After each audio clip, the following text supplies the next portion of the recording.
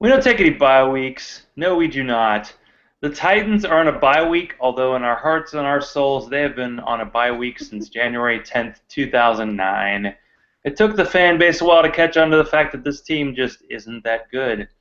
As I mentioned last week, I applaud the going all in with rookies. Let's see what they have since we've all but given up on our second, third, and fourth year players. 8 games are in the books and 8 remain. This team is 8 games away from the third 2-14 finish in franchise history. With games against the Jets and Jaguars left, that might be tough sledding.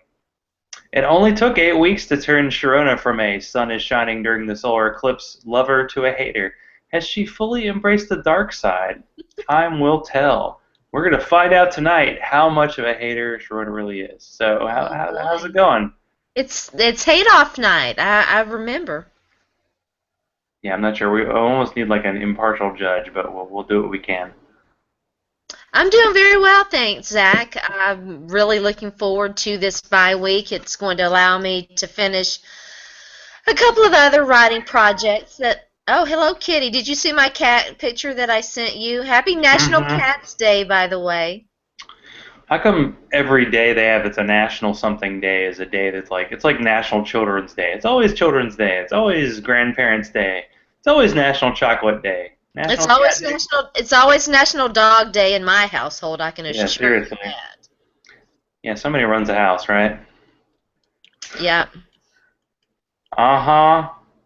So I don't even know. She'll probably make an appearance. She's right over there. We're downstairs. It's going to get cold tonight. The fireplace is going. She's keeping an eye out. I mean, I was at a sports bar, and I talked them into putting the Titans on a TV. It was a little TV in the corner, and that was good. But then in about the third quarter, Don't put a baby in the corner. They switched the game to one of the big TVs, and that's when I was sorry that it happened. So yeah, it was 3-0 Titans, which was nice. And then it was 27-3 Texans, and Arian Foster had his way with the Titans. I swear over the last 10 years, I've seen a lot of Arian Foster having big days against Titans. I've seen a lot of Andre Johnson having big games against Titans. Even Matt Schaub's looked good against Titans. And yeah, it was the Titans are definitely what we'll call the... Not to mention that other guy, the backup. You can forget Rosencopter. Rosenfeld? Yes, Sage Rosenfeld. Sage. The name like Sage, you know he's tough. So yeah, we're another reversal night. Sharona's drinking beer, I'm drinking wine. She's not drinking the hard stuff tonight. I'm impressed, you know. The restraint. Nope. The restraint is strong in this one. I told you that I would have drank beer with you last week, but Jody was joining us, and I didn't want Jody to see me belch. Ah, okay. And so beer makes me belch. I can't. You're a lady, so you don't do that, right? At least not on the show. I haven't seen it, so maybe you know. It's happened. You haven't been paying attention. I guess not, because I mean we were at 2 different bars, and I didn't notice in one, you know. So I wasn't drinking beer.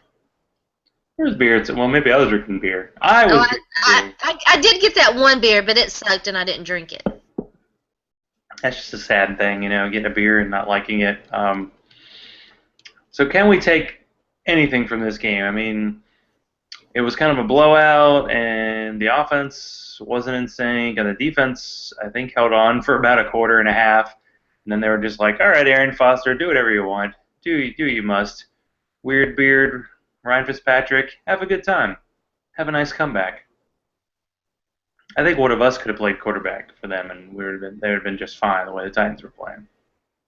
Well, they got 5 sacks, but yeah, I mean it was. That is one of the reasons. Sorry, I'm rearranging my T-shirt. That is one of the reasons why the sack stat to me can be overrated, because the Titans had, I believe, 5 sacks. And Houston was doing whatever they wanted to do. So, Somebody wants to be part of the show, so. All right. Hi, kitty. National Cat Day every day. Having fun yet? No, Hi, not so much. Kitty. So what do you think of that Mittenberger? Got anything to say? Hi. Nothing? You're quiet. Now you're quiet. Like, yeah, exactly. Oh. Don't make me watch the Titans. They're on a bye week. It's actually good news in Atlanta because the Falcons are on a bye week, so you might actually not have to watch them this week, which would be a lovely thing.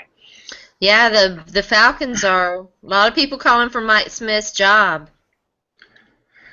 Yeah, I mean, the Falcons, and this is a bit of a digression, but other than a brief period while I've lived here, they've been pretty mediocre their whole existence.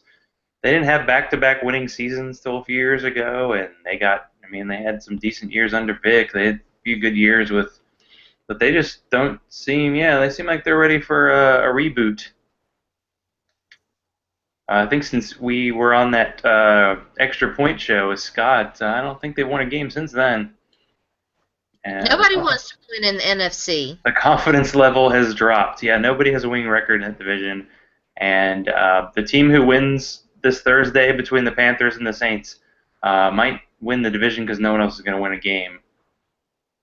When the Saints beat the Packers, it was the first time a team in that division had won a game in like 3 weeks. Like Yeah, any it team, had been a while. except playing each other, and I don't even know if that happened. It's kind of like the AFC South minus There was a the team Colts. that didn't the Panthers have a tie? Yeah, they had a tie like 3 weeks ago. Yeah, they That was suck. I mean, the the last. whole. Hmm. Yeah, there's a lot of stink. It's really, I don't know. I think the focus on young Zach Mettenberger wearing Billy Volek's number 7 was on this selfie, and I think it's kind of ridiculous. It's really hard to judge how he played as a quarterback because every time they got the ball, they seemed to get a holding penalty, and he had 2nd and 20, and he'd throw the 15-yard screen pass to Landon Washington on 3rd down, and they'd punt. But that's what Jake Locker probably would have done. That's what Charlie Whitehurst would have done. So, and then he moved the ball some when the Texans were pretty much like do whatever you want, and then Justin Hunter got the touchdown. But yeah, it's hard to judge. I mean, 6th round rookie. How many of those guys have gotten multiple starts? So I mean, at least the era began, whatever it's going to become. It started. Zach Mettenberg all the time. He's got the nice beard, he's trying to look like me. You're right. All Zachs, we must stick together, right? He definitely does have the Titans made him cut his hair and shave. Hey, make him, or did he choose that? I mean, are we the Yankees or something I'm here? sure it was a suggestion. Okay. Yeah. Well, anyway, the Texans have scored 30 points once this year against the Raiders, so yeah. I'm a little afraid because the Raiders are so bad that the Titans are going to have the 4th pick, and they're going to trade they're going to do a Washington St. Louis kind of trade to get the number 1 pick so they can get a quarterback. Um, but it's the good news is we have 6 months to talk about the draft because there's not a lot to talk about in terms of the team itself right now. Except maybe, you could see them putting some other guys in and letting them play. They've already started the youth movement, and I don't see any reason why they shouldn't just go all in on it. Well, they're going all in on rookies. I know they said they're going to start Mettenberger, Taylor Lewan, and Bishop Sankey. I think that's the first left tackle, quarterback, running back rookie combo that the franchise has ever had. Although, why exactly did Sean Green get the start on Sunday? Did you ever hear anything about that? Because didn't he get arrested over the weekend? Yeah, no, I never did I don't think anybody ever asked. Yeah, everybody's like, I mean, it's unfortunate. The Titans aren't even Raiders bad, so they're not even talking about them because they're like, oh, we're the 29th best team in the NFL. We're not the 32nd. So yeah, we're even a boring bad team. It's not wrong. It's not right. It is not right. We deserve nice things too. Yes, yes. Although I have heard good things about your anti-boo Taylor Lewan. He seems like the only lineman who's getting decent grades these days. Everybody else is getting He poor is. grades. Yeah, he's getting good grades. I mean, we knew Michael Oher was a bust, although maybe you disagree with that. Whoops. Oh, the other boyfriend. Now my cat's moving Sorry about moving the that. I fan forgot here. to mute my phone. This is a professional operation, people. We know what we're doing here. Don't mess That's with right. us. Mm-hmm. We be busy people. Yeah, but let's just say the offensive line was not good last week. It hasn't been good all year. I mean, it just hasn't. They have not. To say they haven't lived up to expectations is very much an understatement. Um, so yeah, I said that they should go ahead and I mean, why not play Byron Stingley and see could he be any worse than Mike Ower? Don't think so. It's possible. He's been with the team for, was it 3 years? Some guys just hang around with the team. You're like, hey, give him a shot, or Well, we saw him play the year that David Stewart got hurt, and he did a nice job in the very limited time that we got to see him. So I don't know why we just automatically think he's going to suck.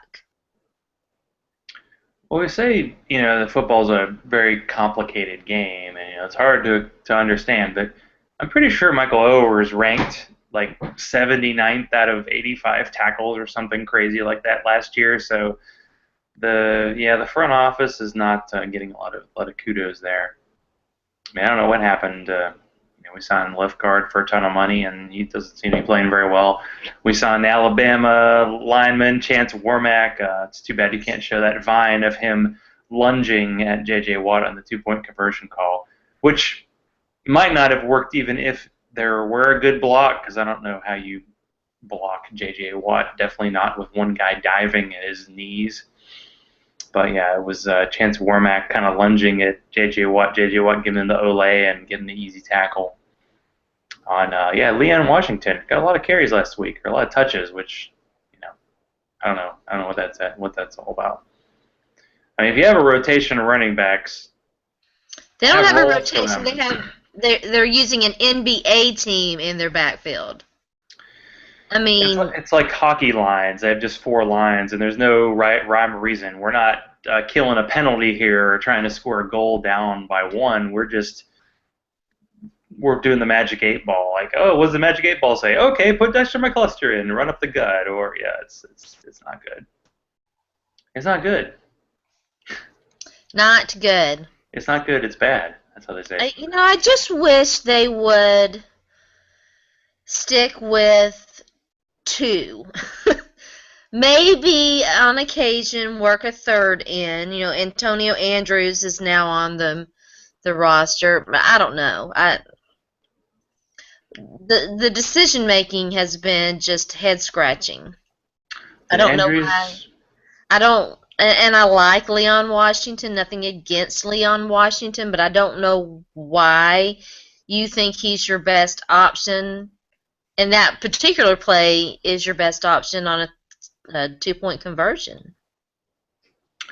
Well, maybe I can unpack the running back situation. So, did Antonio Andrews get any play at all? Was he inactive, or did He he was not actually? active.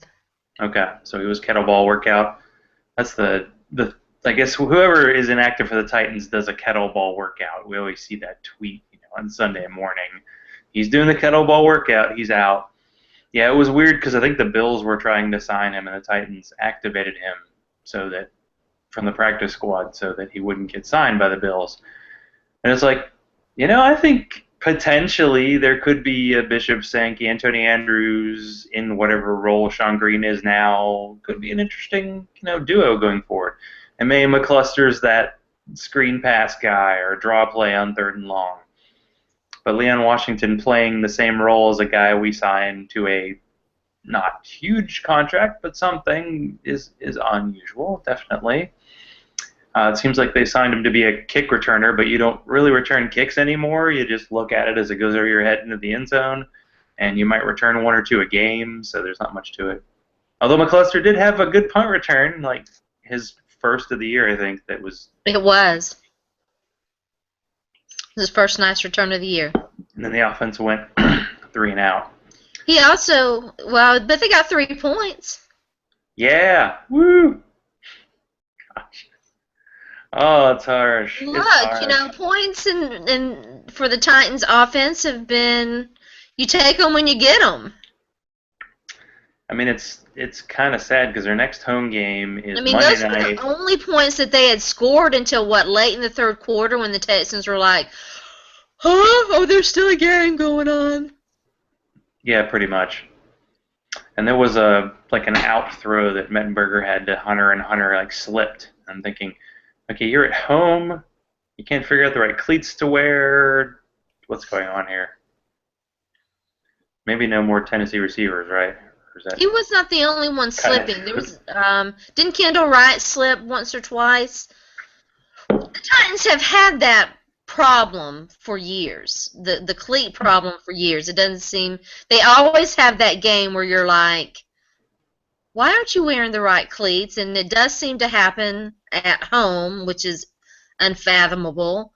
I remember the New England game that one year where they were completely unprepared.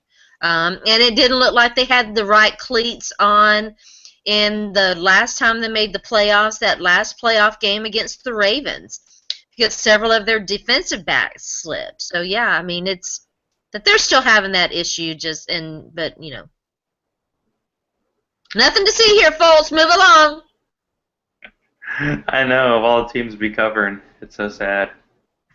So do we have this is an exciting potential segment. So the best bye weeks in team history. Well, I'll go first. So 2003. Now some people put it against a person if they get married during football season. And I don't blame them for that. I kind of go with that. But in 2003, that was the year I got married. And in 2003, the Titans went 12-4. They lost the division to the Colts, beat the Ravens on the road, which was one of my favorite Titans moments of all time. And they lost to lead-foot Adam Vinatieri and the Pats in the playoffs. And it's been kind of mostly a painful trek since then. So yeah, it's been a little down and dark. They went towards like the Titans went 12-4. Are you kidding me? They used to be good. Yeah, they had something. Exactly. They used to be good. 2004 was kind of the beginning of the end because you knew that they were going to start to lose guys because of the salary cap situation. And then they just had a ton of injuries on top of that. And then from there they just did a terrible job in the draft and an okay job in free agency. And I say that because they did get guys like David Thornton and Chris Hope and some other guys who came in free agency. Right now, their names are not coming to me. I remember those two names. Yeah, I know. Like a middle linebacker who's decent. That's a crazy thought for the Titans, right? Yeah. But yeah, this is like I have my Chris Johnson jersey on tonight, and that's one of their better first round picks. And he's like That is the only first round draft pick that has been largely successful since Javon Curse.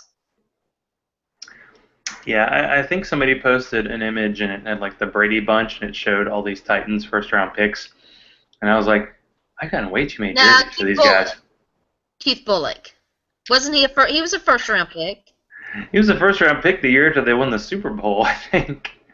Or was he rookie the year they were in the Super Bowl? Because they traded their first round pick to get that. He was 2000.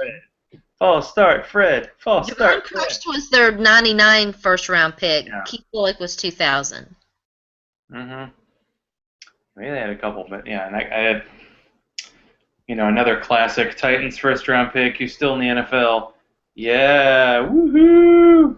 Pac-Man, waka waka waka. Still playing. He is still playing. Not like Vince Young. Seems to have, figured things out and straightened up his life, and good for him. Good for Pac-Man. So maybe the Titans shouldn't be too excited about, a first-round pick since it hasn't gone well lately. I mean, what else do we have, right? Well, false hope is a wonderful thing. So how does one do a hater off, or have we already been doing that? How do we top each other? We've been doing that. It's just kind of a funny thing to talk about, but. I chose to focus on the good this week, Zach. So I'm actually, Where's that? I could probably be pushed into it, but I'm not in hater mode tonight. I think I've been pretty low key, kind of optimistic. So do you think the rookies are showing something with the Titans? Are you feeling they got, can we Well, have a... everyone but Daquan Jones has seen significant playing time. And even though, you would have liked to see more, I think, and I know, and I fought against this. The expectations for Bishop Sankey had gotten out of control. But I expect, even though I knew that, I still expected, and it's not his fault necessarily. I'm just saying, I thought his numbers would be a little bit better. But I thought that we would see him get some use in the passing game, and so Marcuston Huff, you knew that there was going to be an adjustment period for him, because he was having to come in and play. They put him at cornerback, which I completely supported. But the last year in college, his last year in college, he played safety. And he had played cornerback before that. So you saw that adjustment period. But, he's playing some solid football right now.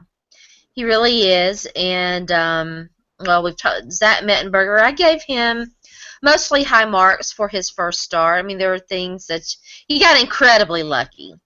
He could have easily had 3 interceptions. So he was like, but I mean, those things happen, and guys get lucky, and that's not a knock on him. It's just, there were some passes you were like, oh God, we got lucky there. So, other than that, I think there were lots of things to like about what you saw out of his first game, and Taylor Lewan. Yeah, I mean, everybody knows that I did not like the fact that the Titans did not seem to have issues with the off the field stuff, and but as far as the on the field play, it's been about what you would expect. I mean, you knew that you were going to have to deal with the penalty situation. I mean, that you knew that, and they seemed committed to trying to overcome that, and to reduce his penalties. And if they're, I don't mind a little bit of the attitude and stuff. I mean, David Stewart, was a great guy, from all that you could tell off the field, but, you didn't want to mess with him on the field. And I kind of like that little streak that he has that's similar to David Stewart in that sense. The face mask, that's a technique thing, and they can correct that, and I think that they will work hard to try to get that corrected. So yeah, I mean, you gotta like I mean, it's a small class. They didn't have, they traded away their 3rd round pick the year before to trade up and get Justin Hunter, and they traded their 7th round pick to move up and get Zach Mettenberger. So small class. What a burger! But I'm talking young guys. Like, we've already talked about Byron Stingley, a relatively young guy. I mean, he hasn't played a whole lot. I think he's in his 3rd year, maybe. I think that it sounds like Cody Sensabaugh is close to being back. He should probably return for the Week 10 Ravens game. I would like to see the young safeties. I don't see Michael Griffin is not going, if they're smart. And unless That's good. I like that. That's funny. Keep going. And unless Michael Griffin redos his deal, he's not going to be a Titan in 2015. Yeah. Because the money is staggering and the play doesn't reflect it. So I think, why not see more of Damian Stafford, and maybe let Huff play some safety. See what, because he can play both positions. Why not? Why not see what those guys can do? Michael Griffin is the only defensive player who's played every single snap this year, and to me that's kind of an incredible thing. It's incredible, yeah. I mean, he was mediocre at best. Although, did he go to a Pro Bowl? He had like one decent year where he had a I think couple he's gone to two turnovers. Pro Bowls. So did Vince Young. Uh, gosh, that's good. Yeah, I was just looking at the stats and I see that Sankey's averaging 4 yards a carry and Sean Green's averaging 4.2. And yeah, Sankey only having 8 catches in the first half of the year is kind of disappointing. McCluster has 16 catches and Lane Washington has 9. And who are the co-leaders for the Titans in catches? I think you'll know the first one easily. Yeah, I mean, I've looked at those. I actually wrote about that You? earlier. Yeah. I think the funny thing, of course, you knew Dexter McCluster was going to get used. He has, what, like 19 receptions? But if you look at 16.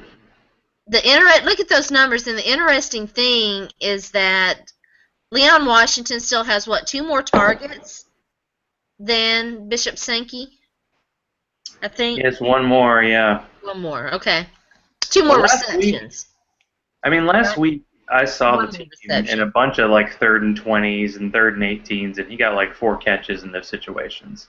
I mean, it was all like give up downs, which I don't blame. I think that's like, as a rookie, keep things simple.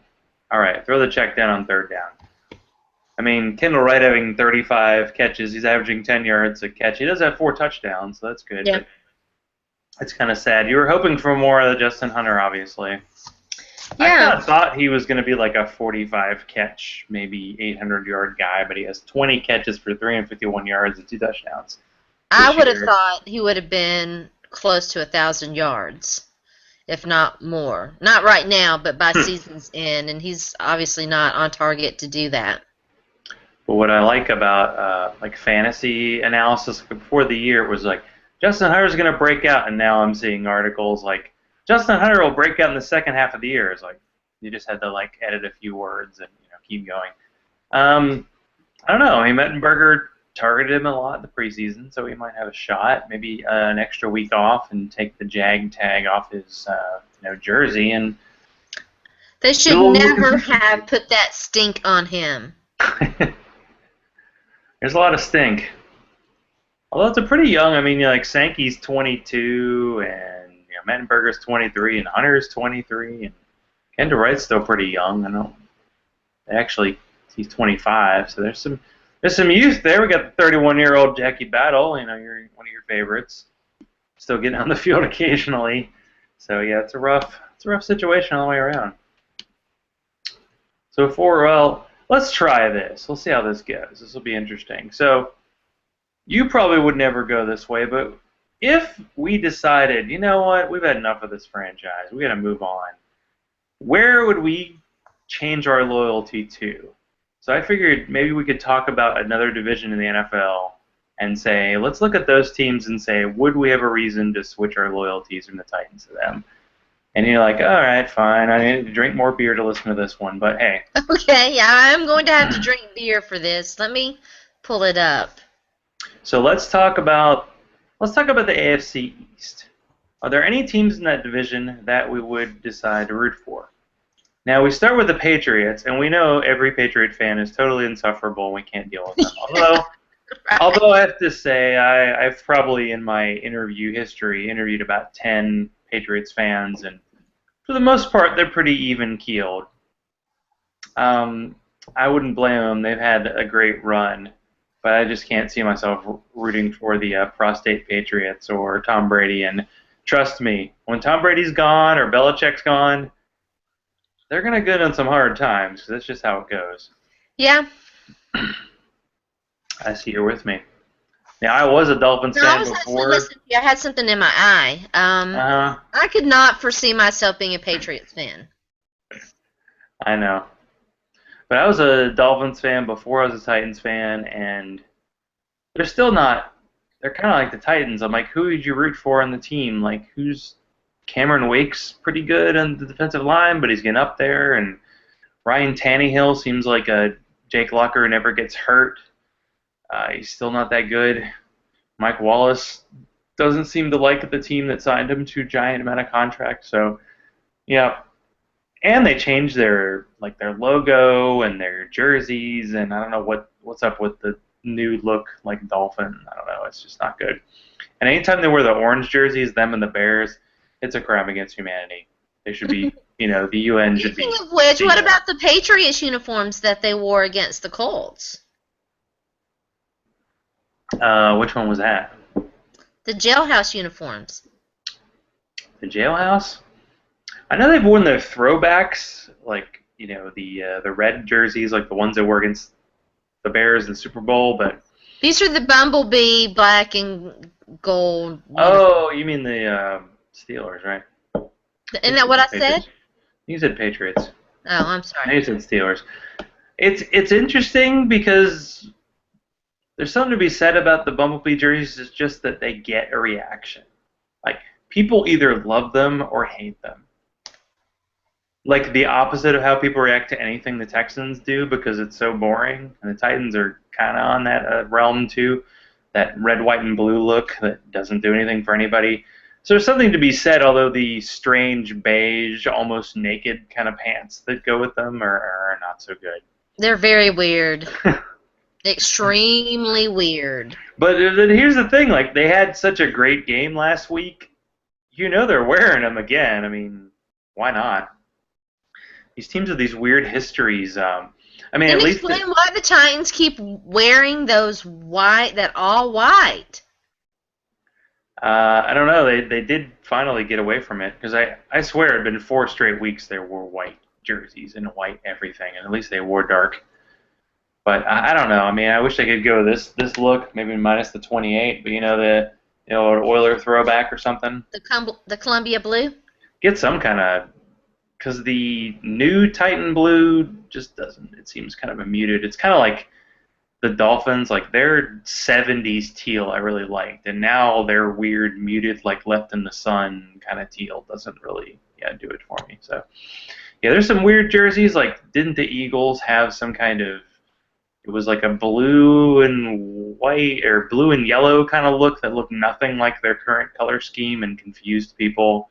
And the Packers are wearing this like dark blue thing they had that was like from the 30s. At least the Bumblebees, that's their color scheme. But yeah, it's a strange thing. But we're going to see more jersey changes, I think, as the years go on. Teams are going to be wearing like a third jersey because cash money. Yeah. Look at college. I hate the play, I hate the game. I'm a fan of Missouri, and last week for their homecoming, I thought they were wearing all black, but it turned out they're wearing the black shoulders with the gray. And when has gray ever been a color of Missouri? Never. When has gray ever been a color of Tennessee? Never. But now that Nike's involved and they get their goofy color schemes, Oregon, every game they play, it's a different color scheme. It's all kind of a merchandising thing, but yeah. So yeah, I think we're not going to be rooting for the Patriots. I don't think we're going to be rooting for the Dolphins. I don't know about the Bills. They have a new owner. The Bills. They're going to stay local. What I do like, because me, I'm on fuddy-duddy. I like that the Bills went back to their throwbacks full time because they look better. They've at least acknowledged it. I know the red helmets. I think they went to the Super Bowl in that, so they might like them. But their throwbacks, good look. Local team, they have very diehard fans. Not sure about Kyle Orton, but hey, they won, right? So you're winning, yeah. They're looking good. Right now, if the season ended right now, they'd be in the playoffs. What? Yep. And I'd have to say that as dysfunctional as the Titans are, the Jets might be more so. I had Geno Smith. I think I had him in a lineup or two last week, and I think he had the lowest score I've ever seen in fantasy football. He had a -6, which is basically 3 interceptions with no positive anything. I believe he went 2 for 8 with 3 interceptions, and then Mike Vick came in and he had 3 turnovers too, although I had to pick him up in a fantasy league because I have Tony Brokeback Romo. Yeah. No one's ever used that before. So yeah, the AFC East is kind of not a good division. Like, if we're going to consider going elsewhere, not so good. So yeah, we'll stay with the Titans at least for another week. I think that's a good call. Anyway, they can't lose on the bye week, right? They cannot. So we are kind of sort of halfway through the season. I mean, this is week 9, and we go through 17. So are you excited about the Brady versus Peyton narrative? Even though quarterbacks never go against each other, but they always make it just about those two guys and not the rest of the team. I'm excited. I think it's going to be a good game. I'm definitely excited um, to have a weekend where I can just sit and watch football and not have to write about another Titans loss. Hey, see? Upside. I might have to get an extra bottle, just saying. But between you and your beverages. So Yeah, I might party. it's weird that I guess that was one of those games they didn't want to switch to evening, so it's actually like the late afternoon game. Well, Uh, they already it's the Ravens and the Steelers is the Sunday night game, right? yeah, Yeah. I feel like the Ravens and Steelers are the primetime game like every third week, even though I know it's not technically possible. But the Steelers are always in prime time. My gosh. They are. Let's watch Chris Collinsworth talk That's right. exciting about them. I mean, I feel like for a couple weeks, it looked like the Patriots were on their way out, and now they're back. Now they're good. And I feel like it's kind of inevitable. It's going to be Tom Brady versus Peyton again in the AFC Championship game. Same old stuff. I can't remember. Was it the Kissing Susie Colbert site that did a joke of like 30 years from now, like Tom Brady was looking old, and I think Peyton Manning was replaced by a Terminator, and they were still playing because like, what is the NFL gonna do with no Peyton and no Tom Brady? I mean, I must have missed that. I'll have to look it up because it's not gonna be the the same. funniest KSK thing of all time. Did you see the Vince Young, Jeff Fisher thing? I think I missed that. Oh my God. This has been a few years ago. I'll have to look it up and send Yeah. that to you. It is hilarious. Hmm. Oh, it couldn't happen to nicer guys. Yeah, I thought it was very funny. Like a week after the Rams beat the defending Super Bowl champions, they get just absolutely taken to the woodshed by the Chiefs. I mean, it wasn't even a contest. And remember back when the Chiefs lost to the Titans? I know it's the same season. Trust me, I It's don't believe crazy. it. I look back on that and I'm like, what? See, that's what good coaching is like. Your team has a bad week, and then the coach figures out the problems and fixes it. When you have a Wizenhunt, well, I don't know what you do. I'm not quite sure. See, there's a little hater in there. Oh, is it a puppy? I thought you locked up the pup. The pup says, you can't lock me up. Freedom. She got out tonight and now of course she's gonna sneeze and cough and Cause trouble. mm-hmm. Yeah, so yeah, the AFC does seem like it's very much like it's Broncos, Patriots, and then you got the Colts, and you're really excited about the Colts. I feel like the Steelers kind of showed what you're going to see from the Colts in the playoffs. Oh Now the yeah, Colts play who did they play on Monday night? I don't even know. The Giants? Yes. Right. It's the Ahmad Bradshaw revenge game or the Hakeem Nicks revenge game. I forget. There's so many revenge games and they don't go well. Trust me, as somebody who started Reggie Bush against the Saints, it didn't go well. Well, someone said regarding the Hakeem Nicks revenge game thing that you actually have to be good for it to be a revenge game. I would give them credit if I remembered who it was, but it was on Twitter this morning and it was funny. Yeah, I was lucky to have Hakeem Nicks. I got him in a rookie draft in a dynasty league, and I was able to finally trade him off for like a rookie pick. I got like Paul Richardson, at least somebody who has potential. Because yeah, there it is. Hey, is that one of them Code Blue things? The Titans Yeah. doing Code Blue this year? Because maybe for the Monday night game, I bet they do that. Huh. But don't the Titans need to step it up like the college teams and do the alternating pattern thing that all the colleges are doing now? Yeah, I kind of think it's cool. Like the And it's funny that it took teams forever to do that because Tennessee Vols did the different checkerboard with different colors for each section, and Missouri followed did like the tiger stripe. Each section was gold and black, and or whatever they use as gold these days. It's not really gold anymore. It's so sad. But anyway, yeah, the Titans need to do something. Although I guess they could have a nice pattern of black, gold, and a little bit of blue because there's going to be a lot of Steelers fans at the game. That's kind of what the color scheme is going to be, so I don't think they should worry about it really too much. I mean, what I do was you think hoping the crowd composition is going to be? Seriously. the blood alcohol content is going to be really high because it's a Monday night game. I'm going to be there because there's family involved, so why not? It should be. I mean, it's going to be a good week in that I'll see the Titans on Monday night, and then I'll see Missouri against Tennessee on the following Saturday. I figure out of those two games, one of them should be good, but we'll see. But yeah, I feel like it's definitely Broncos and Patriots playing for the AFC. The NFC is a bit of a mess. I still can't believe the Cowboys will be one of the best teams, especially since they lost to Washington. Well, we don't know. Tony Romo is now a game-time decision. Brandon Whedon played well in the limited time that we saw him. Is Dallas a playoff team without Tony Romo? I don't know. I feel like they've been smarter because Tony Romo was a guy who like put up a lot of numbers on a team that sucked, and now that they're giving him fewer throws, I think it's helping him out, and they're just going to they should wear DeMarco Amari out. Why not? But the NFC's full. I feel like was it between like the Cowboys, the Eagles, the Lions, the Packers. I feel like they're like 8 to 9 teams for those 6 playoff spots, and it's going to be a big battle. Like someone like the 49ers isn't going to make it.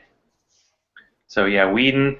Well, the thing is, I have Tony Romo in a dynasty league, and if I don't start him, guess what I'm starting? Like Mike Vick. Ugh, gosh, painful.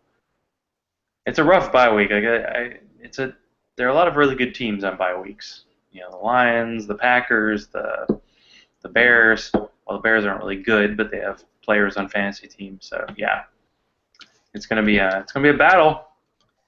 And I don't know if I trust the teams up top. I mean, we have the Cowboys and the Cardinals. I mean, the Cardinals good? I can't really believe that. They're the best team in the NFC right now. Carson Palmer, really? He hasn't won a playoff game as far as I can remember. Wow. Crazy. Of course, has Tony Romo won a playoff game? Has Nick Foles won a playoff game? I don't know. Maybe a 6th seed will sneak in there. At least they're making the playoffs. What are these playoffs you speak of? It's kind of like the World Series. I assume it's out there, but I don't know what it really means. Okay, let's have a moment here because you do your daily show and you talked about other sports. So what are these other sports about? Is there something to it? Should I consider? There are other sports in the world that, yes, and they're very fun. If you wanted to stick with a Nashville, Tennessee theme, the Nashville Predators are doing very well in hockey right now. The Memphis Grizzlies, I think they're opening their first game is tonight, so you could check them out. They went to the playoffs last year. So you don't say. There's hope. It's all about LeBron, baby. I guess. I saw him do a commercial where he was lifting these old school weights, and I'm like, did he have somebody wipe those things down between takes? I mean, come on. Pup time again, huh? Is it National Dog Puppy Day? It must be. It's every day at my house. This is every single day at my house. So tell me, this week, there were some crazy fantasy scores. Did you have any of these big scores? Did you have Roethlisberger, Arian Foster, Macklin, Gronk, Brady, Forte? I have Brady. Oh, yeah. I do have Tom Brady, yes. He had very nice game. I've got guys who are steady contributors. I mean, I've got some of the big names. I have DeMarco Murray on one of my teams, and so he's always putting up big numbers for me, and so yeah, I'm actually doing really well in one of my fantasy leagues. I think I started I've got Matt Stafford and Eli Manning as my quarterbacks in that league. I started Matt Stafford, which turned out to be, well, it was still a better decision. I mean, so, but I've got other guys who are helping. So let's see, who else do I have? I actually have I have Brendan LaFell, and had played him during one of his good games, which he's actually doing pretty well here lately. So yeah. Yeah, he was a hot waiver pick. In our local league, the team that had Ben Roethlisberger had him on the bench this week, so they lost. That's crazy, That man. had to be the worst bench ever. Although in consecutive weeks, I benched Shane Vereen, who scored 29 last week, and I benched Mark Ingram, who scored 26 this week. I benched Talaferro. I think I would have lost anyway. But Talaferro, yeah, you should have him on your roster. You know why? Because the Ravens play the Titans next week. Oh, that's going to be glorious. Yeah, I've got him in one of my leagues. So I've got Jet McKinnon. He's been doing real well for me. So I haven't had a chance to check my fantasy teams this week. I've got to do some work. You better. I mean, that's a weekly thing, is it? Oh, that waiver wire. Like, oh, gosh. I picked up Colt McCoy in a Dynasty League just in case he starts. Because I decided, I have Jake Locker. Oh, Cam Newton on his bye week. I might be in trouble. Because it looks like RG3 is actually coming back. Yeah, He is coming back. They're saying that he'll start. Gosh. I picked him up in a 2-quarterback league, so hopefully that'll work out. I had Roethlisberger in a 2-quarterback league, and because the rest of my team kind of stinks, I struggled to win, but I did pull it out. Because he's been bad this year. I mean, not bad, but he's not been... He doesn't. He is not a guy who really, for the last few years, couple of years easily, hasn't put up consistently. I mean, he'll have a game where he'll put up some big stats, but he's usually pretty steady. I mean, you know what you're going to get. You're not going to get, he's usually pretty good for, 10, 15, 16 fantasy points. And, if you can live with that, then you can live with it.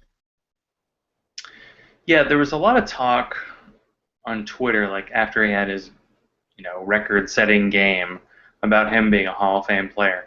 Is this like a quarterback phenomenon? Because he's not had that many good games this week. Like, nobody said when he scored 10 offensive points against the Jaguars, oh, look at that Hall of Fame quarterback. Like, there seems to be kind of a confirmation bias. Like, oh, when Roethlisberger does well, we notice it. When he does poorly, we don't even pay attention. I mean, well, he's got the Super Bowl rings, and that's all. I mean, the people look at quarterback, Super Bowl rings. Oh, good, Hall of Fame. Yeah, I feel like I think Eli Manning's like a guarantee he's getting in at some point because of the Manning name. He won 2 Super Bowls too. So, yeah. Roethlisberger. And he had the ball when they were down 6. They could have won a third, but didn't pull it off. So, yeah, I don't know. So what do you think of? Okay, here's a concept. So I'm in a dynasty league, and my team is 3-5, even though I'm like third in scoring. I have DeMarco Murray. I'm almost wondering, should I trade him now? Is this a trade high opportunity, even though he's kind of young, because he's having like the year of his life? This is time to just get as much as I can out of him and get out. What are your other running backs? Very much nothing. Well, I traded Forte away, and I was like, oh, I have Zach Stacy. I'm great. Oh, I have Joey Bell, who's actually been decent but not good. I was thinking I could trade him, although because it's a strange year, like everybody's kind of in the middle. I'm one of like 6 teams that are 3-5. So if I traded him, it wouldn't be to get somebody's top pick is like, I might get the top pick and get someone like Todd Gurley next year. Todd Gurley, man. Um, so yeah, it's a consideration. I traded Forte away beginning of this year to get Mike Evans, so I went youth movement. But it's possible I could sneak in and do some damage if Cam Newton would start scoring some points. Come on, Cam. I hear good things about your schedule. Step it up. Got to run the ball. Know what I'm saying? I hear you. So I did so badly in fantasy this week that I mentioned it on Twitter, and John Paulson actually gave me a free subscription to the 4for4 website for the rest of the year. So should I tell people like who I'm starting so that they can decide who not to start? Is that where I'm at right now with my teams? I don't think that's the no. I don't think that you're there. You I'm not have there. good ideas, Zach. I have good ideas. Yeah, there are these debates about process versus result. Like last week, Michael Floyd was facing the Eagles, who have not a very good secondary, and we saw that because John Brown torched them and Larry Fitzgerald torched them. But Michael Floyd had a big goose egg, and that's not something you want in your fantasy. You don't want a 0. So sometimes, yeah, you do the right process and have a bad result, and that's what happens. But hey, I get to see other people's rankings, and that's the whole point. Besides me doing, all these interviews and talking to people, is so I can steal their ideas. Wait, that's not right. For me, it's the process because, and you should always stick with your process and what you feel works best for you. Because anytime I have ever not listened to my gut or not, listen to somebody, taking somebody else's advice over my own, I regret it. Because you should. And I listen to people's advice, and I like to get people to weigh in, on my fantasy teams and stuff. But ultimately, it's got to be your decision. My decision. That's right. In your face, people. At least this week I'm playing a guy who is Jordy Nelson, and he's on a bye week, so that's nice. But the Tony Romo game time decision, I'm not enjoying that. Not enjoying that at all. Yeah, I've got that dilemma. I've got to face that. I mean, I'm in the Scott Fish Bowl, and you have to start 11 offensive players, and I think I'm like starting every single player who's not on a bye week. That's how bad it is. I think I picked up the fullback from the Ravens because he's a running back, and I need to start at least 2. It's not good times. It's bad times. It's been a rough year in fantasy football because there have been a lot of injuries to some guys that you've put significant resources in, and then you've got other guys, like your LaShawn McCoys who aren't turning out, and your Zach Stacy's who are not living up to their draft status. So, it's fantasy football is so much about luck and timing. Well, that is true. I mean, the timing aspect, because I have Brandon Oliver, and I feel like he's going to be the guy in San Diego. But then once Ryan Matthews comes back, he might not get a shot anymore. And I wonder about Mark Ingram because he had a great week last week, and I picked him up. And I think he's going to have a really good week this week. But once Pierre Thomas comes back, or once Kier Robinson comes back, they're like the Titans, except their running backs are talented, and they like to rotate their guys, and they do really well with that. It's sort of what the Patriots do. It's like, doesn't matter who plays, as long as they play, they're good. So, yeah, we'll see. It's all about just, hey, look at this week and see how it goes. Thursday Night Football, woohoo. So you're going to be at it might actually be a good game this week. I know. Well, it's been good for 2 weeks in a row. It was kind of a blowout, and now the games are better, which is nice. It is nice. We're not going to get our 9:30 game, so did you get up early and watch the 9:30 game? I was up. The only change it made in my status was making me set my fantasy football lineups earlier. I did not watch the game. Yeah, I didn't have too many players on those teams, so it really didn't make much of a difference. Although I feel kind of vindicated because I got rid of Reggie Bush and in my league, and nobody picked him up, probably because he's on a bye week. But you notice that he was out of the game, and Theo Riddick came in and had a really good game in his role. It's like, oh, we have a younger guy who can do what Reggie Bush does for cheaper. Okay, we might do that. Yeah, right? At the end of that time, Crazy. you're eminently replaceable in the NFL. That's kind of how it goes. The not for long league. What have you done for me lately, League? Exactly, and the Titans haven't done much for anybody lately. But that's okay. We got Zach Mettenberger, baby. The Met Show continues. We'll cut down the selfies, and we'll cut down on the facial hair, and we'll be just fine. Or something. What do you make about that, about them making him cut his hair and shave?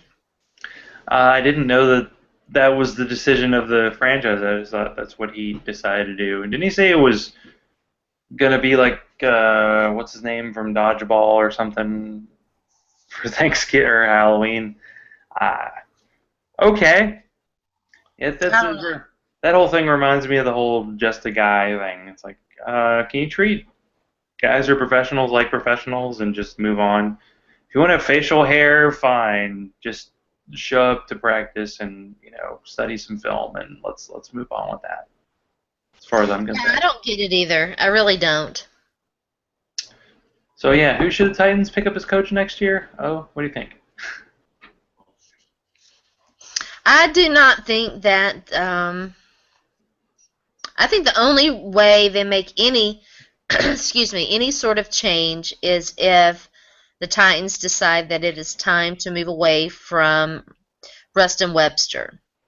And I think if I'm not saying that they will, I'm saying that's the only way they would make any of these changes, and that's the only scenario I see where they would get a new head coach. And a lot of people have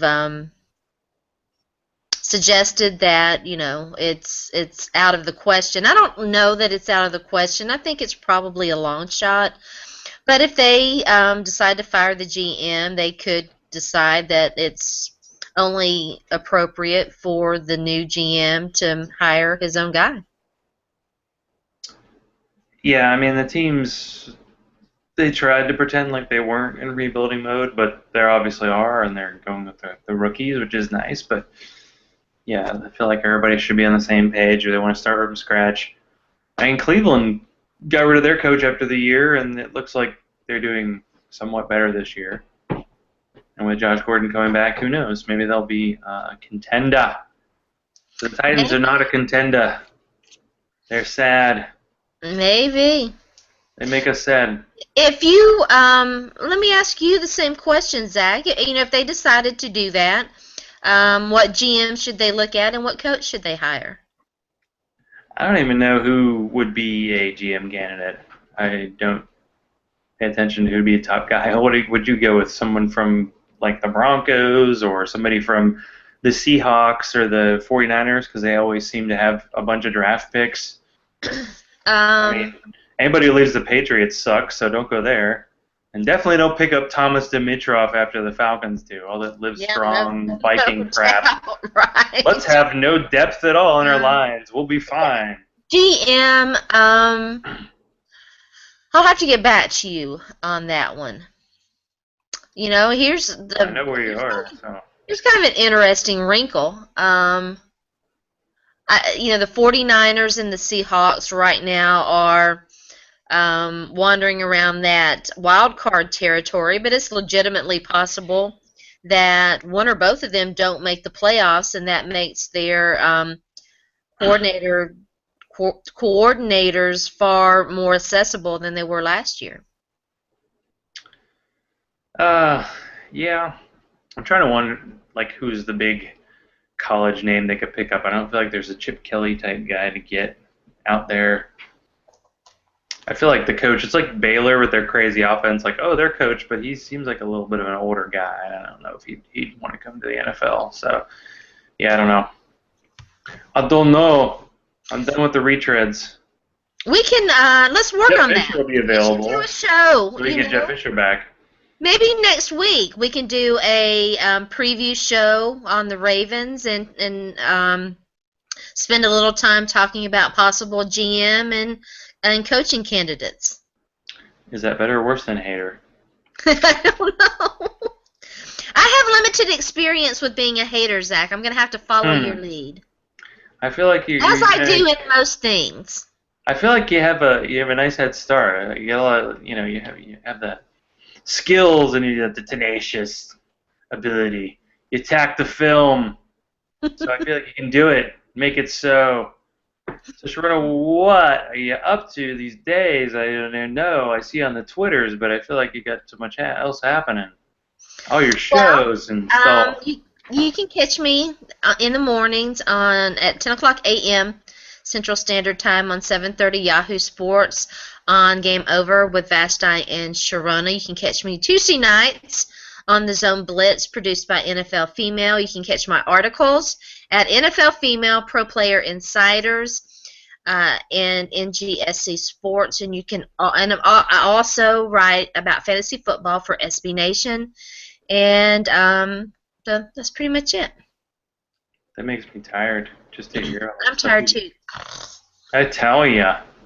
Well, I got a brand new Big Green Egg grill, so you know that has been influencing a lot of my decisions. So I'm going to do an article on fantasysports.org comparing my grill to fantasy football, my grill journey, as it were. So that should be entertaining.